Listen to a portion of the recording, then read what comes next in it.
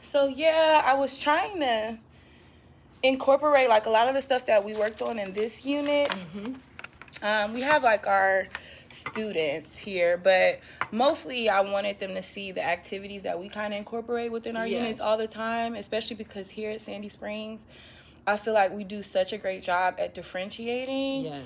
Like for our multilingual learners and then our PSYOP strategies and our small groups. So that's pretty much my main thing within this first standard that I wanted us to kind of...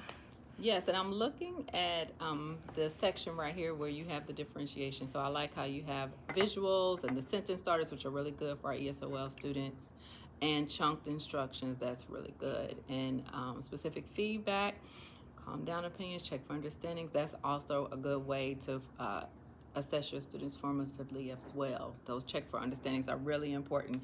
That just-in-time instruction, you're able to meet with students right then, figure out what the misconception is, and then clarify that so they are on the right path moving forward on their assignments. Okay.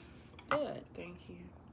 And I like how you have the extension task, because of course we have those students that will get finished first. So there's always good to have something kind of like in your back pocket a little bit to add to extend that activity and to challenge them, add that rigor into the activity. So very good. I like that. Yep. And the think, pair, share, that's a good way to collaborate. Very good. Having routines, which you do a really good job at establishing routines. When times I've been in your class, the students know exactly what to do, and that helps with management as well. All right. And the scaffolding, good. Vocabulary supports, good. Structured discussion roles, provide opportunities for leadership. That's also good. Give them those jobs within those tasks. That's really good to kind of keep them on track and keep them on task. I'm still trying to find a way to kind of refine when I give the students agency. Because today, when I had them running the Jeopardy game, I felt like it got a little bit off task. Because one, I want them to respect the student just as much as like if they were the instructor. And that takes time. It does. Because, that's their peer. But it depends on the student, because I've had Carter lead the game, and because he's so popular in the school, the kids were so receptive, like, hey, Carter, over here. But then when I had Destin, he has his certain group of people, they were just like, hurry up, and what are you doing? Repeat it again. And, so I think I have to work on setting those expectations. That's what I was going to suggest. It's like, what else can I do like for that student agency? Because I know that we talked a lot about like engagement and dialogue, and I am trying, but I'm also trying to make sure I don't take 40 minutes trying to get the game. And also too, when you have those expectations, just constantly review them. So if you have a student, remember, these are our expectations when we have a student leader who is leading the activity. So make sure you are following directions. Make sure you raise your hand. And then encourage them, remind them, oh, you all did such a great job when Carter was the student leader. I love the way you do that. I would like to see the exact same thing when the next student is the leader. So just continue to encourage them. They need a lot of encouragement and motivation. Believe me, it does work. But also reviewing those expectations every single time before you start the activity. So we take for granted that they know what to do, which they do, but they just need a little bit of reminder every single time. That could help. For sure. Keeping those expectations in the forefront of their mind every time. All right. So I also wanted your feedback on the argumentative podcast that the kids did the other day, as far as like their collaboration and how that was structured. It went really well. The students were all engaged. I like that. I like the small groups. Even the group that was sitting at this table, they were a rather big group, but they were all focused, and they realized each of them had a role. So they were focused on their role. They were making sure that each one was presenting their part of the podcast.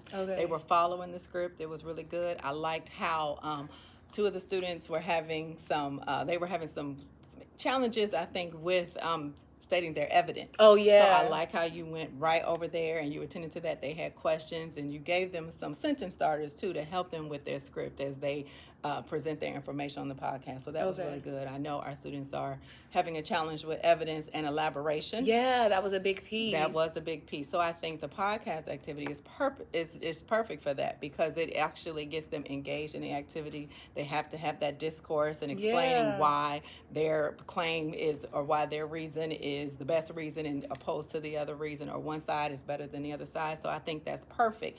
And it was in line with our standards and our summative assessment that we're going to take. That's what I was going to, when I say in previous years, it's never transitioned this fluid. No. That's one of the things like for the essays. Sure. Like we heavily go over the standards a lot of times for the multiple choice questions. And then sometimes when we get on the essay, I'm just like, oh my God, good luck. Do your best. I hope you remember some of the things. But with this project, with the Argumentative Podcast, one, it was our first year ever doing it, like for Gen Ed students, because it was more of like a tag. It was. And I could see why, because it's a lot of sophisticated topics and things of that sort.